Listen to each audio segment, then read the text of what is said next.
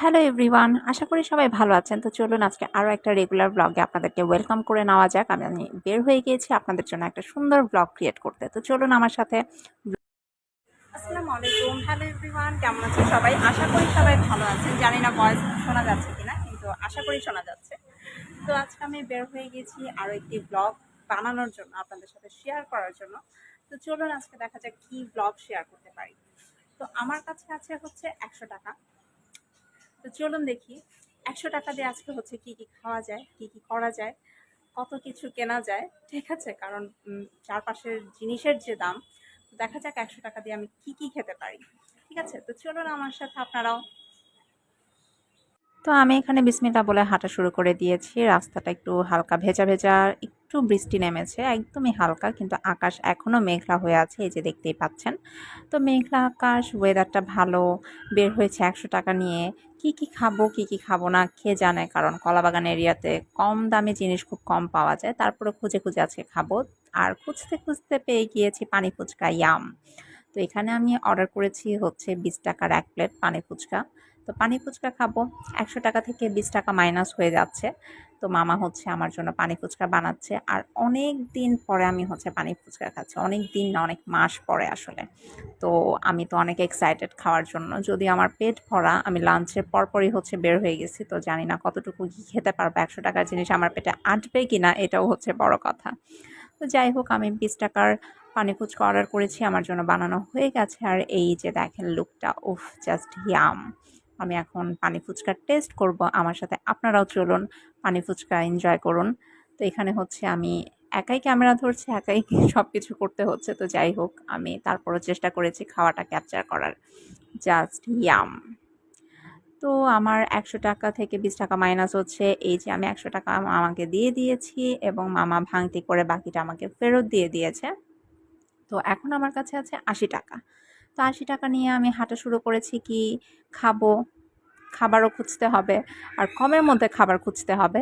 তো যেতে যেতে চোখে পড়ে গেল হচ্ছে একটা ফেরিওয়ালা, যার কাছে হচ্ছে কটন বাড ছিল। আর বেবি কটন বাড হচ্ছে আমরা বাসা সবাই ইউজ করি। তো এটা একটা নিয়ে নিলাম, 10 টাকা আরও মাইনাস হলো। এখন আমার কাছে আছে 70 টাকা। তো এই 70 টাকার মধ্যে আর কি খাওয়া যায়, চলুন দেখা যাক। তো ফার্স্টেই আমি নিয়ে নিয়েছি হচ্ছে কোক, কারণ পানি ফুচকার পরে পেটটা একটু ঠান্ডা করা দরকার ছিল। আর কোকের দাম তো আপনারা জানেনই, ছোটোটার দাম এখন হচ্ছে 30 টাকা হয়ে গেছে।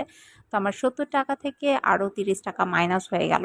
আমি এখানে কোক এনজয় করতেছি। কোক আমার অনেক ফেভারিট, যেহেতু 100 টাকার মধ্যে জিনিস খাবো, তো আমার পছন্দের জিনিসগুলো তো খাওয়া অবশ্যই অবশ্যই যায়। তো পছন্দের জিনিসের মধ্যে কোকো একটা, পানি ফুচকা একটা, 2টা পছন্দের জিনিস খেয়ে ফেললাম।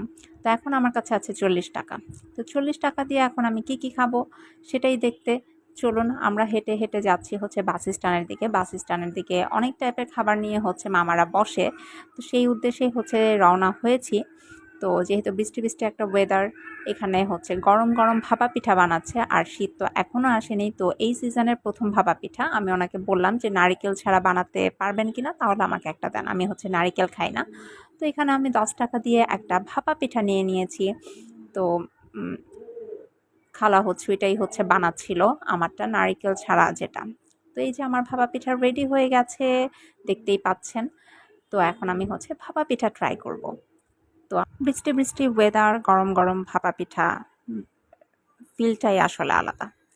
তো এই যে আমি ভাপা পিঠা ট্রাই করতেছি, ক্যামেরা একাই ধরতে হচ্ছে, কিছু তো করার নেই, আমার তার এক্সট্রা ক্যামেরাম্যান নেই।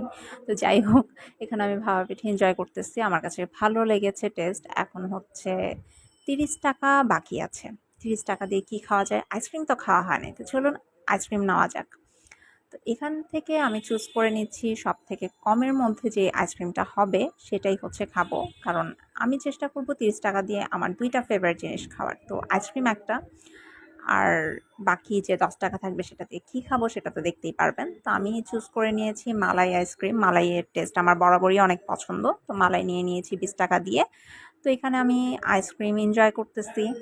আর আমার 30 টাকা থেকে 20 টাকা মাইনাস হয়ে গেছে। এখন আর বাকি আছে আমার কাছে 10 টাকা। তো এখানে আমি খুব মজা করে হচ্ছে আইসক্রিম খাচ্ছি ফুল ফিল নিয়ে। আমি আসলে পুরাই হারাই গেছিলাম। 100 টাকার মধ্যে আমার পছন্দের সব কিছু মোটামুটি খাওয়া হয়ে গেছে, জাস্ট একটা জিনিস বাদে। আর সেই একটা জিনিস হচ্ছে চা। তো এখন যে 10 টাকা বাকি আছে সেটা দিয়ে আমি চা খেয়ে নিব, তাহলে 16 কলা পূর্ণ হয়ে যাবে। তো আমি হচ্ছে এখানে চালা মামার কাছে চলে আসছি এবং মামাকে বলছি সেম ওয়ে চিনি ছাড়া আমাকে একটা মজা করে চা বানায় দেন। তো সে হচ্ছে আমার চাটাই হচ্ছে বানাচ্ছে উইদাউট চিনি। তো এখানে হচ্ছে চা গুলায় ফেলতেছে, চাটা আমি খাবো। এই যে আমি আমার লাস্ট 10 টাকা দিয়ে দিয়েছি আর এই যে আমার চা রেডি হয়ে গেছে। আর এই যে এইখানে আমি হচ্ছে চা এনজয় করতেছি। তো 100 টাকার মধ্যে আজকে আমি আমার পছন্দের সব কিছুই মোটামুটি খেয়েছি, অনেক কিছু খেয়েছি আসলে।